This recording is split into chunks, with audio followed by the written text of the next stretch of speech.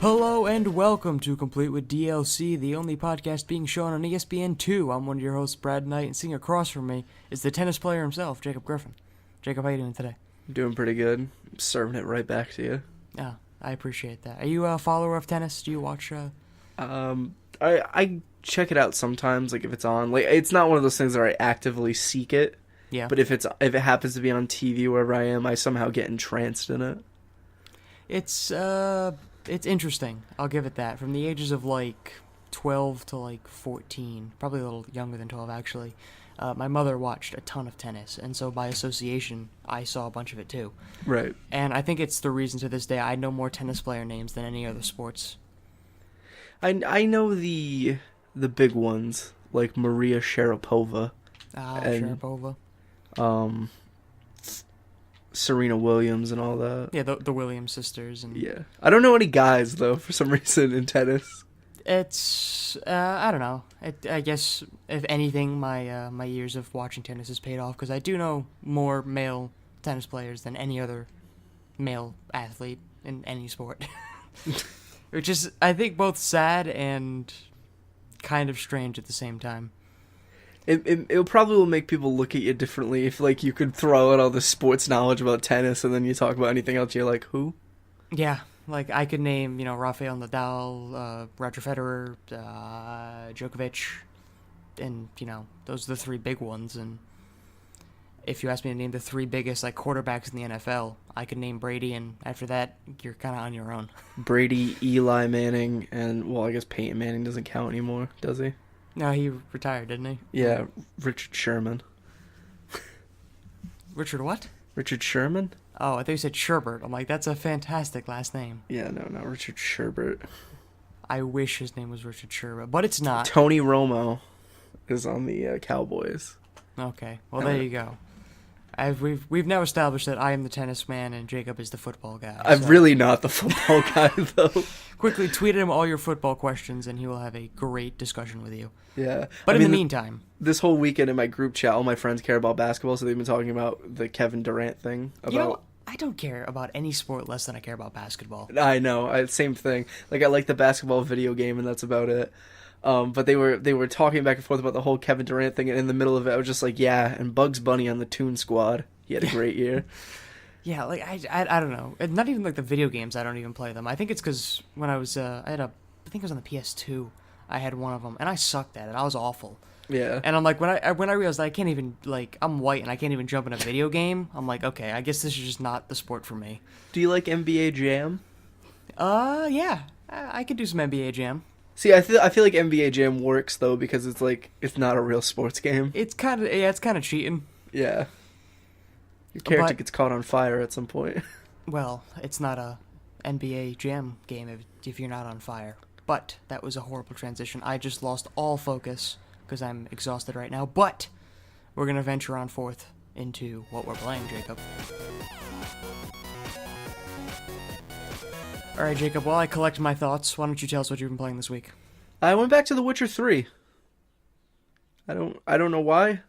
I just all of a sudden I was gonna say something, and then I immediately muted my mic to take a drink. I was not expecting you to say Witcher 3. Oh, really? Yeah. I don't know why I went back to it. I think it was just something like I wanted a bigger game to play, and I never finished The Witcher, so I was like, why don't I go back to The Witcher and try it out? And this game is really great, and I never realized before playing like Fallout 4 the parallels between the two, how they're both kind of along the same lines of stuff like that.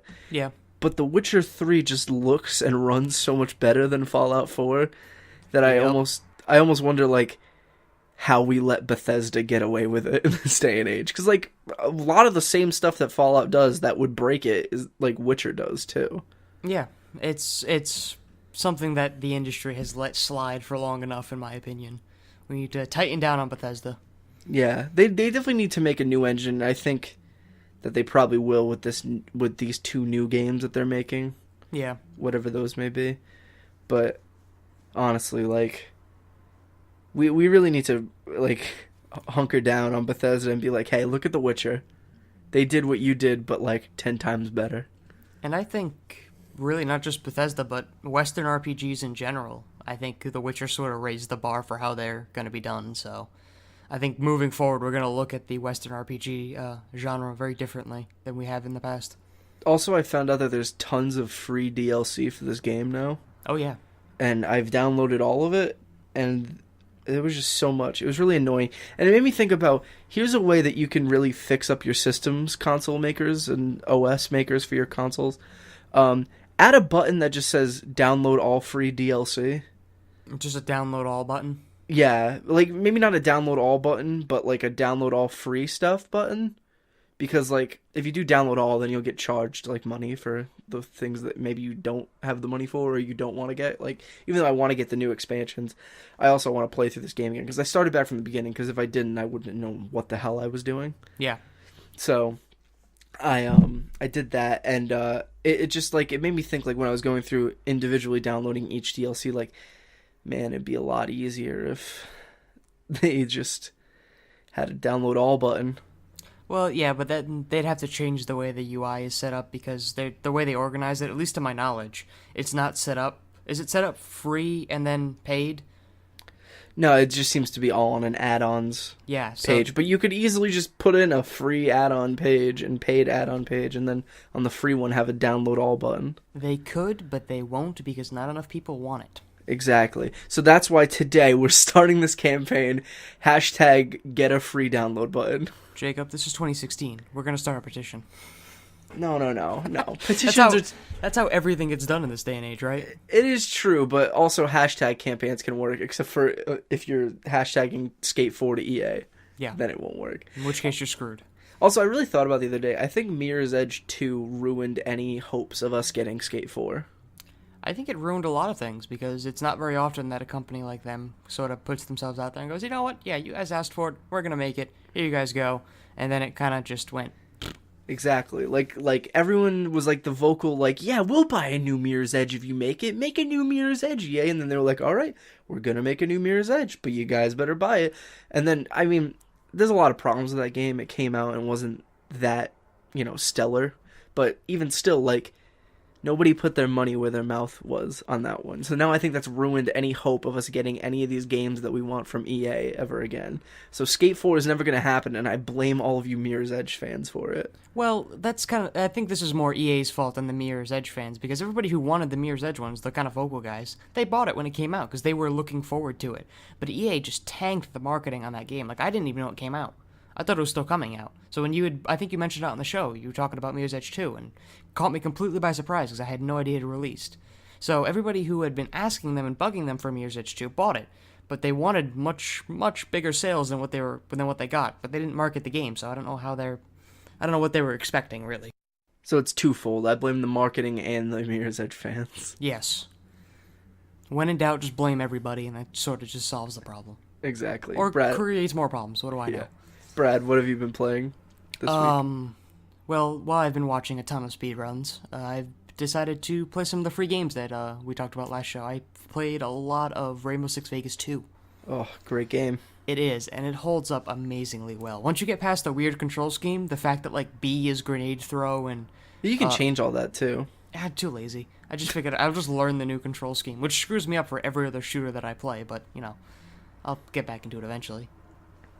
But I'm actually surprised at how well that game holds up. It looks fine for the age it came out in. It doesn't look that bad. It looks a little chunky. Yeah, a little chunky, and some of the textures aren't the best, but for the most part, it looks alright. The AI and the enemies are god-awful, so that's exactly what I expect in an early 2000s shooter. But it's a lot of fun, really. I'm having a blast with it. It's my brother and I played some split-screen terrorist hunt, which was a lot of fun, and I realized how few games offer local console split screen like couch co-op anymore. It really is like a dying art. It's kind of a shame. Yeah, even the new Rainbow Six doesn't have it, and that kind of ruins it, at least for terrorist hunt, I think. And even like they have these campaign quote unquote missions that are like you have to practice and stuff, and like you learn the different operators. But they have one that's like multiplayer, and you can do 4-player split screen online for it, but you can't do not split screen, but you know what I mean, 4-player online with it. But you can't do split screen with it, which is really, it's kind of upsetting when you think back to how great the split screen was, like in Vegas 2 or in any of the old Rainbow Six games. Yeah, it's something that I'd argue that probably those games got like known for, was how fun they were to play as a group, and not just online but as couch co-op too. There's some of the A best lot of couch Tom co-op Clancy games were like that too, because like Splinter Cell was like that, and Yep. Ghost Recon. Yeah. And it just sucks that that's kind of going away for us now. Yeah, it's not a great trend, and I hope we see a reversal of that trend. But other than that, I've dabbled a little bit more in Goat Simulator. Realized the achievements in that game are going to be a lot harder than I originally anticipated. Because the game is just awful to control. It's just it's tedious. Like, I get achievements are supposed to be tedious, but I do not have the motivation to look up a guide and play through that game. It was fun to screw around in, don't get me wrong, I like the game, but for the life of me, I do not want to do the 17 million things I need to do to get all the achievements in that game. I feel like that game is like literally the definition of, if this was free like it was, or if this was $1, it's a fine purchase. The fact that they're selling that for like $10, like regularly. It was 15 when it came out, and people bought it. Yeah. It's impressive to me. If nothing else, that shows either a great marketing team or just a really, really eager fan base, and I don't know which one. People will buy anything if they think it's a funny joke, you know what I mean? Yeah. Soda Drinker Pro, I'm sure, sold to somebody because they think, oh, that's funny, it's a game about drinking soda. And I think the YouTube community really pushed games like this, right? Because the YouTubers are going to buy it because it'll make a good video. They can make a joke or two out of it. And because they bought it, then all of the kids who watch their YouTube channel, I say kids, but, the people who watch their YouTube channel are going to buy it, and then, they'll tell their friends, oh yeah, I watched this guy play it on YouTube, and then I bought it, and it was great, and you should buy it too, and it's sort of, word of mouth is sort of changed how it works now, and I think the problem, though, with games that are jokes, like Goat Simulator, is that, like, while you'll watch, like, say, PewDiePie play it, and, maybe PewDiePie will make a funny video, you'll be like, oh, that looks like it would be a kind of a fun game to play. I feel like most of the joke is lost because you've already seen most of what it has to offer in a video. Well, going with your example of PewDiePie, seeing as his age demographic is ages 12 to 15, no, I don't think the joke is lost. I think very much of the joke is buying the game after they watch him play it, and then either recreating the screwy things he does, or maybe just getting their friends together and just screwing around in the game they watched him play. I mean, it's the same thing for all age groups. I'm not, like, ragging on the younger kids here, but I think there is... Clearly, there's something there, because it's still... People are still buying this game. Maybe it's the thing of kids don't have a refined humor palette. Like, they find just kind of, throw everything at the wall, see what sticks, and they usually think that everything is funny. I mean, I thought this game was kind of funny. Exactly. It's like, it's funny for a couple minutes, but, like, after that, do you see really the appeal of a full game of this? I mean, kind of, because I realized pretty quickly on that what I was doing was not playing the game as, I guess I was playing the game the way it was meant to be played, but I was playing it in a way that sort of, like, I was trying to figure out what other funny things I could do, right? Like, the first thing I did, I hopped in and I headbutt a dude. Like, and I started giggling, like, that's kind of funny. So I'm like, alright, what else can I do? And then I grabbed him with my tongue and I, like, kind of, like, tossed him. I'm like, okay, now what else can I do? And I've spent the majority of the game just figuring out what other stupid things I could accomplish. And I guess that's kind of the way they meant the game to be played, so I guess they worked. I guess it succeeded. It was one of those things where I had played the 2 levels that are in the game, and I was just like, okay, I've seen a lot of what this game has to offer. I did the thing that you did, like, oh, what's the funny, weird stuff I can do here, because I'm a goat, and that's funny.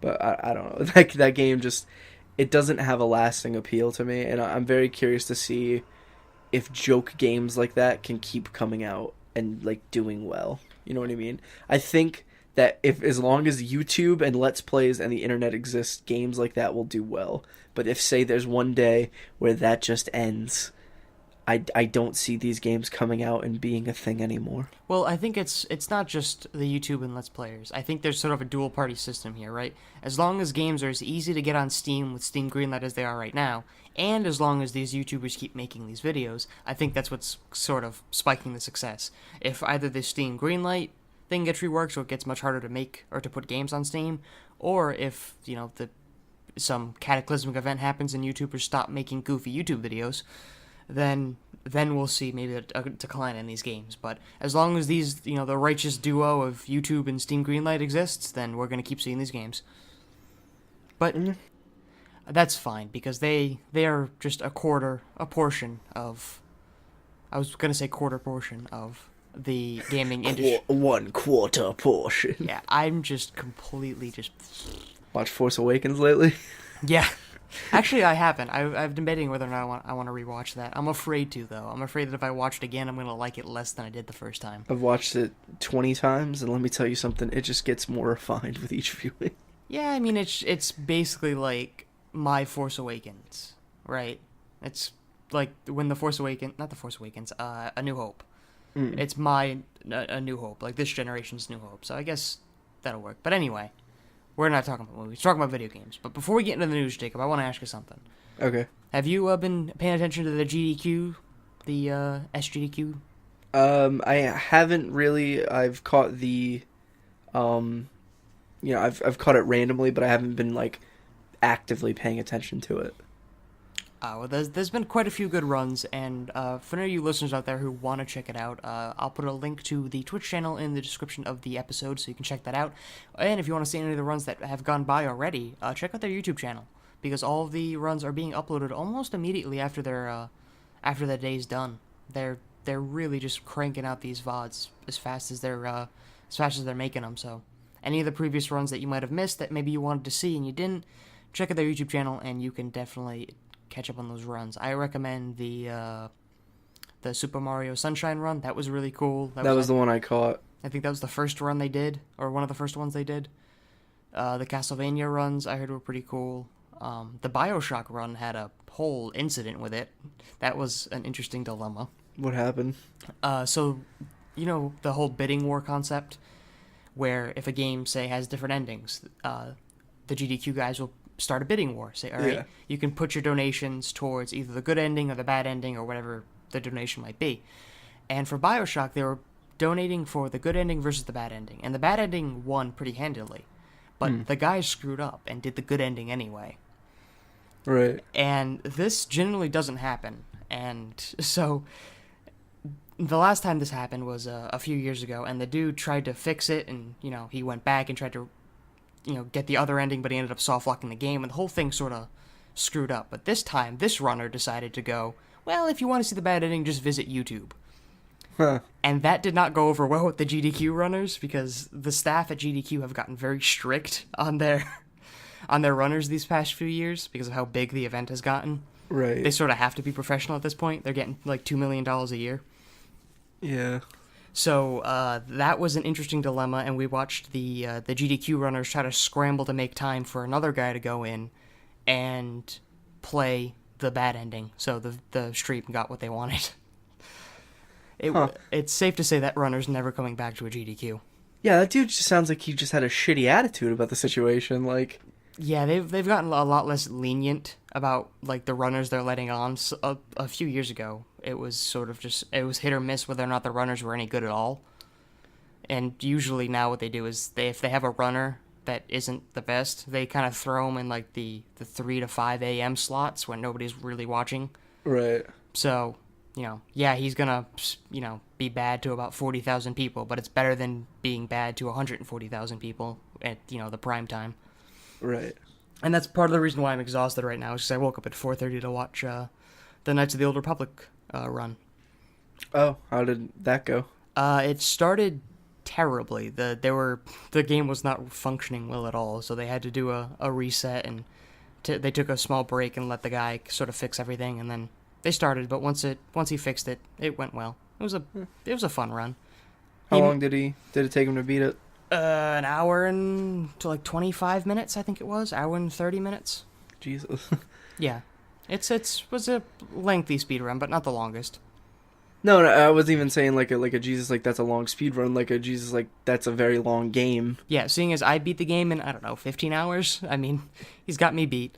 Yeah. But, yeah, like I said, check out the description of the episode, and I will provide you guys with both the schedule link and the Twitch link, so you can check that out. But when on does that note, end? It ends Saturday night into Sunday morning. Okay. I was just curious. Yes, and hopefully they'll beat their 1.6 million goal or whatever it is this year. I forget. But now that that's out of the way, we can get into the meat and potatoes, the news.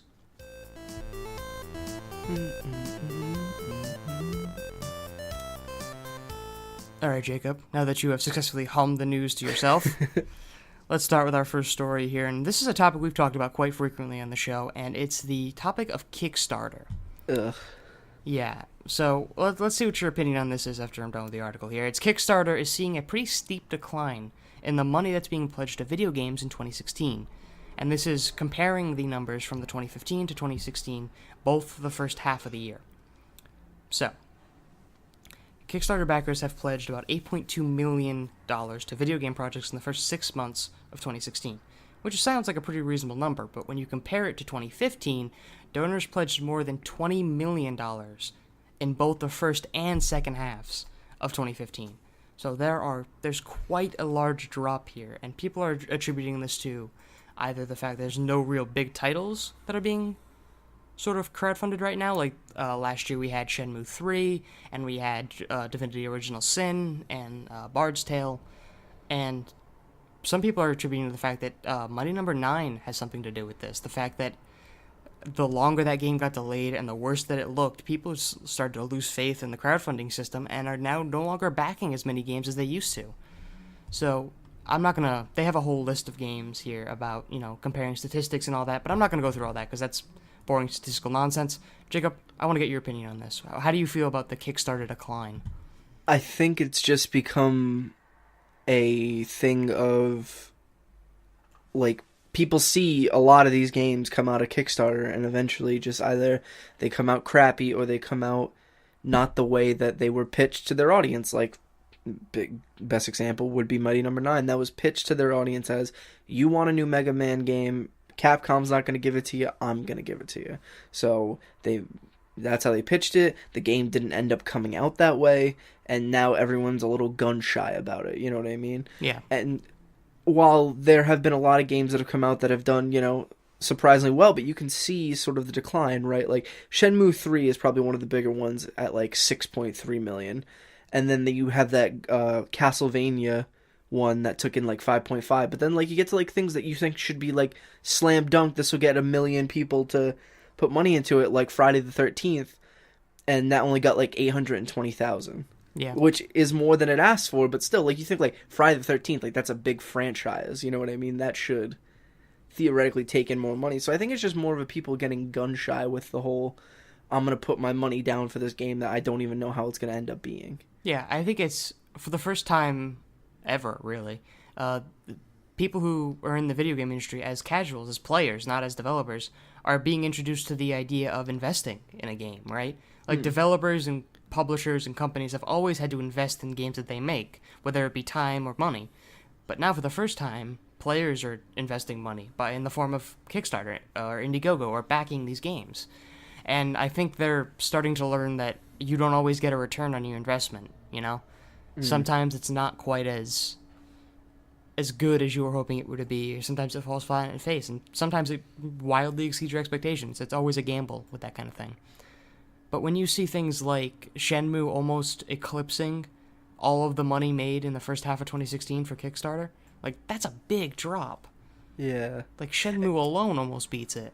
It could also be that a lot of people have gone to the other fundraising platforms like Indiegogo or Fig, which Fig seems like a lot better to me than the other ones, because it's if you put in money above $100, you make money back on your investment. Yeah, it's literally an investment, not just sort of a one-time deal.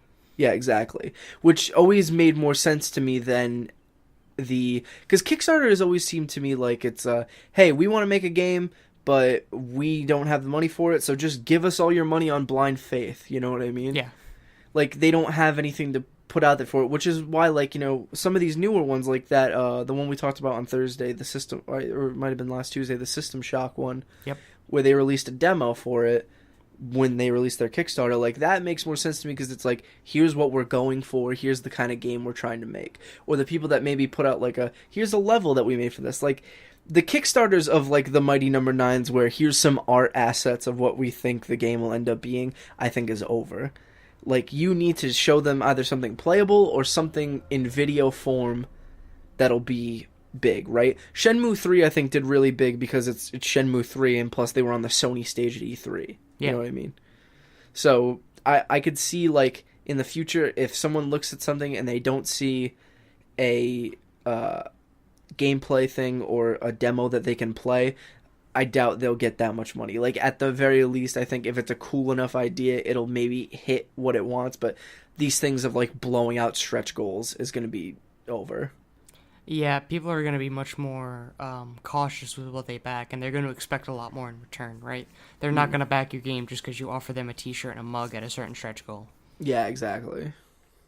So we'll have to keep an eye on the Kickstarter scene. I mean, we're not going to. Somebody else is going to do a report for the second half of 2016, but we'll read it. And we'll probably read it on the show, so. Probably, yeah. we'll Stay have tuned. we'll have to wait till that makes its way around. But speaking of making its way around, the EVO series, or the EVO Championship, is coming up. The full name being the Evolution Championship Series, which is a fighting game tournament. I think one that actually you introduced me to, because I had not been following this tournament prior to it being brought to my attention. You've never heard of EVO before? I think I'd heard it in passing, but I'd never actually given it any thought as to like what it is or what it's doing. I'm not even a fighting game guy, and I knew about EVO. Yeah. So, for those who don't know, the EVO, the Evolution Championship Series tournament is playing Street Fighter V. It's going to be broadcast on ESPN2, which is probably the largest network that esports has been broadcast on so far. Usually we're stuck on like ESPN4. Yeah. We're slowly moving up the ESPNs. Eventually we'll be on regular ESPN. And just imagine the Twitter hate that'll happen then. Oh my god. I know. I when it was on ESPN3, they had like the I want to say it was like either League or Dota. Yep. They had like a League or Dota championship on ESPN3, and just the Twitter of like, what the heck is this gay stuff? I don't want to see video games. I'm here to see sports. Yeah, it was the Dota's International, which is like their world championships, and Heroes of the Storm had a tournament on there. It was called Heroes of the Dorm, actually. It was a bunch of college students. But if you ever want to have a good laugh about how, like, sometimes we sort of delude ourselves to how the video game industry is seen by outside people. If you want to see the people who are the least in touch with the video game industry, check out any of the tweets from ESPN talking about an esports event, and then just check the replies. See, here's the thing too. I think also the other thing that doesn't help is that they didn't pick like a more widespread game. Like, it was Dota, so Dota immediately, just from the onlooker's perspective, is like, what the hell is this? Like, if it was something like maybe like a Call of Duty or a Street Fighter, I think that's easier to wrap your head around. Yeah, like if you don't play Dota, it just looks like a bunch of mishmash of gobbledygook. Like, none of it makes sense. Like, I'm a MOBA player, and I don't have any idea what's going on half the time. Yeah. But yeah, maybe this one will get a little better. I doubt it, but maybe it'll get a little better reception. So, the tournament is going to run from July 15th to the 17th. The first 2 days will be held at the Las Vegas Convention Center, and the final days of the event will take place at the... How in God's name do you pronounce that? Mandalay Bay. Mandalay? Yeah, right. Mandalay. I wasn't sure if it was a long A or a short A.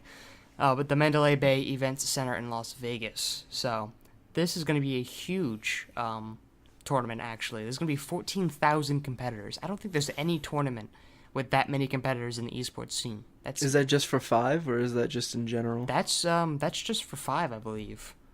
Like, that's a huge number of competitors. Oh, no, that's in total. There's 5,000 Street Fighter players. Yeah, because they have like every fighting game. They have Street Fighter 5, they have Street Fighter 4, they have Mortal Kombat, they have I think Injustice still shows up there. I'm not sure. They have like Smash Brothers.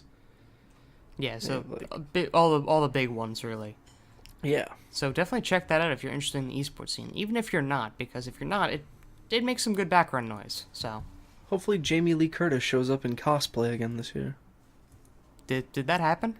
All right, it might have been. I don't know if it was specifically at EVO or if it was at some other fighting game tournament. I guess Jamie Lee Curtis's son is a huge Street Fighter fan, so that's kind of cool. So she showed up dressed as Vega, and then she also went. They went. I guess he's a huge Warcraft player too, so she showed up to the Warcraft movie premiere in costume.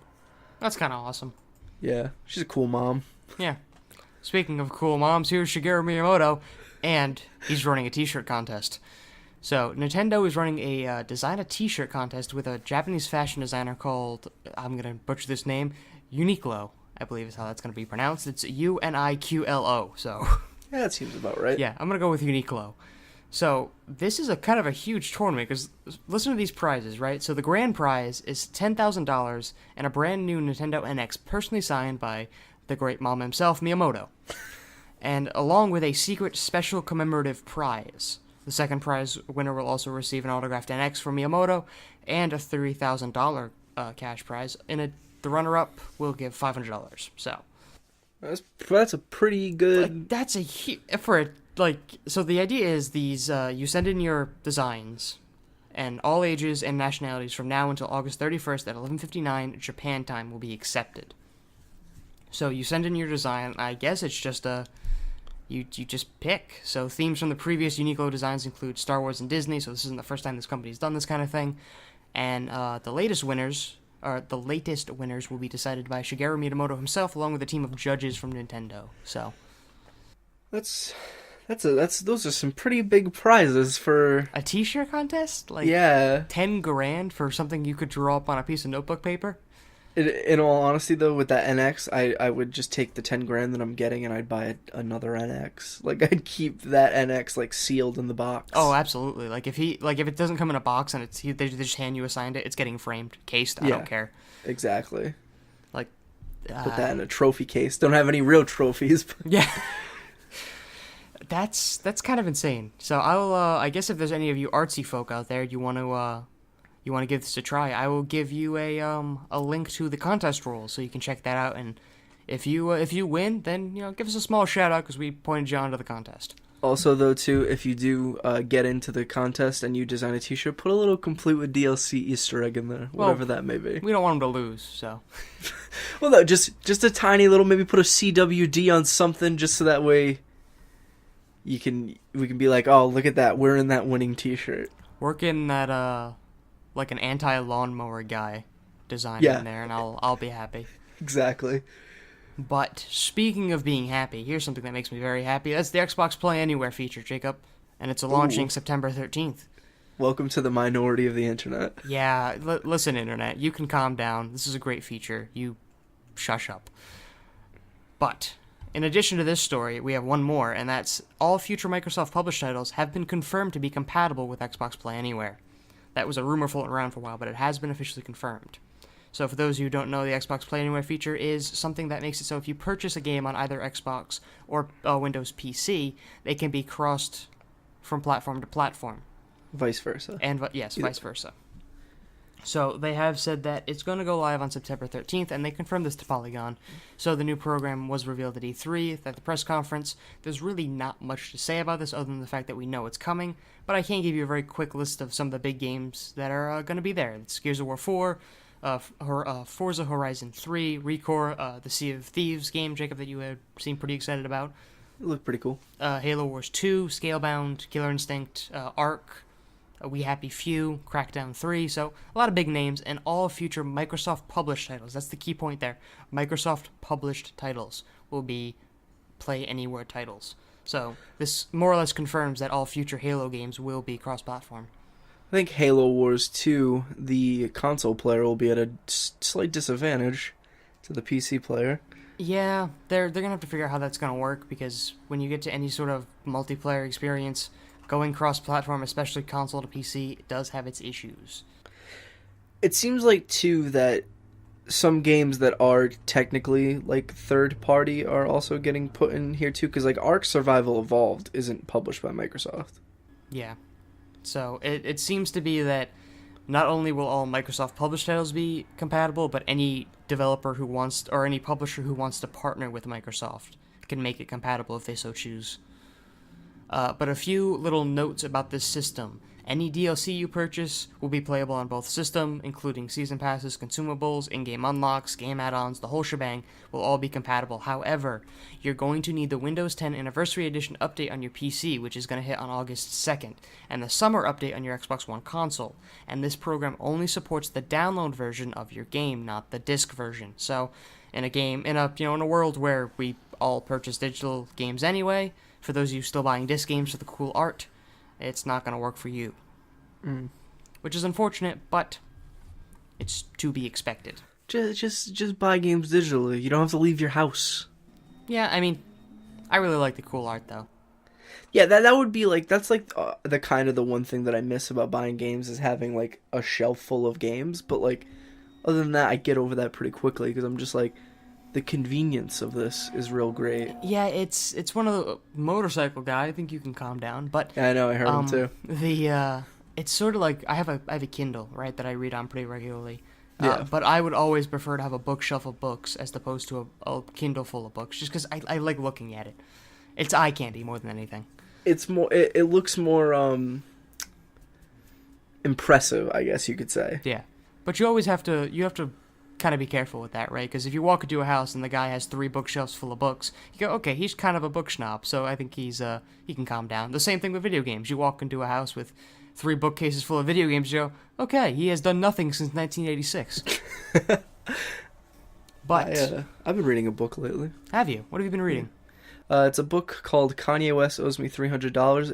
It's a true life story about this guy who, when he was like 20, was like the best battle rapper in Los Angeles or something like that. So then he got a $1 million signing deal to be like a rapper, and his album never came out. So it's just all of his stories about the weird stuff that happened to him in the rap industry. It's a very interesting read. That's pretty cool. Yeah. I would say we could start a book recommendation thing on the show, but we already have enough trouble with the music one. Let's Yeah, I don't read books enough either, so I think that would be mostly my recommendation thing. Yeah. But speaking of my recommendations, Jacob, it's time to get in the final segment of the show, and it's called the Quick Time Question. Somebody's vacuuming, and it's driving me insane. Is it in your house? Or It's not in my house. I don't know where it's coming from, but it's driving me up a wall. That's interesting. Now that we're in the Quick Time Question, let me explain to you how the game works. The game works this way, and I'm going to ask you one form of trivia question. It could be a true or false, multiple choice, a quiz, and the number and difficulty of the question is going to change depending on what format I choose. It could be 1 multiple choice, 3 true or false, or just 1 quiz. This week, Jacob, it's going to be 3 true or false questions, because I think true or false is my favorite.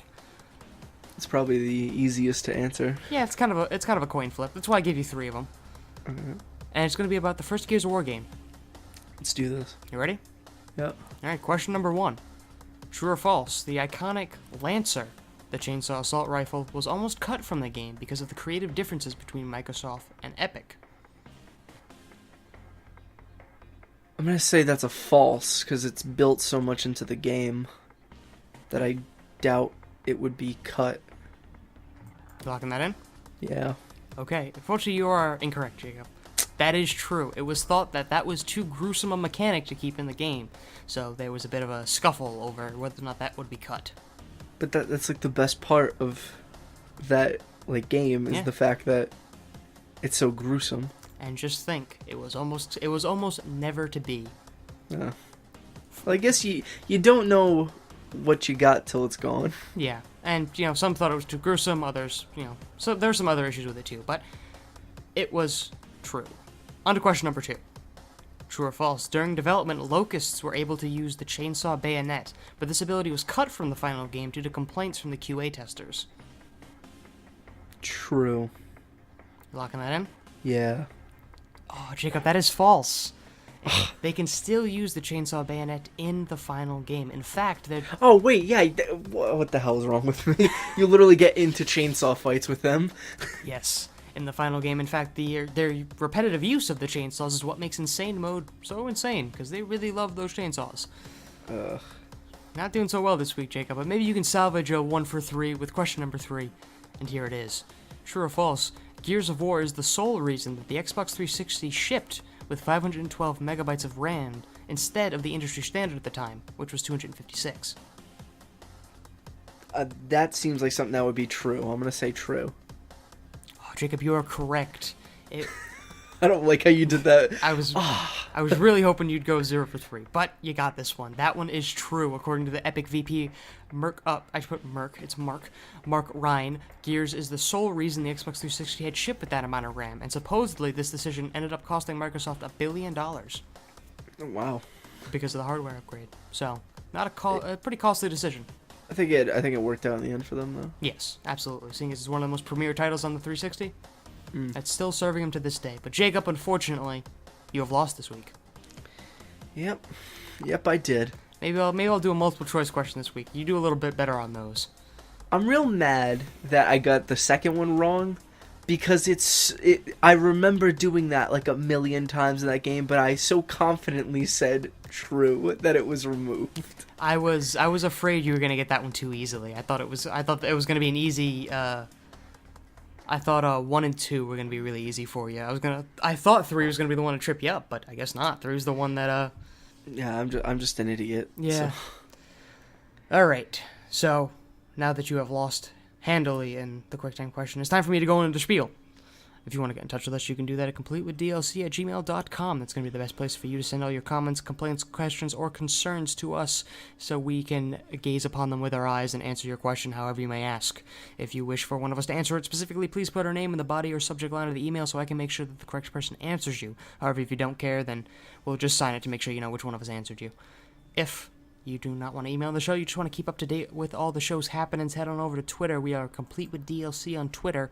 That's where Jacob puts all the information about whether or not a particular show is being live streamed, whether or not any show is going up to YouTube, or when any of our various YouTube series are being updated, whether that be Sky Fortress or one of the other various YouTube series we have going on right now.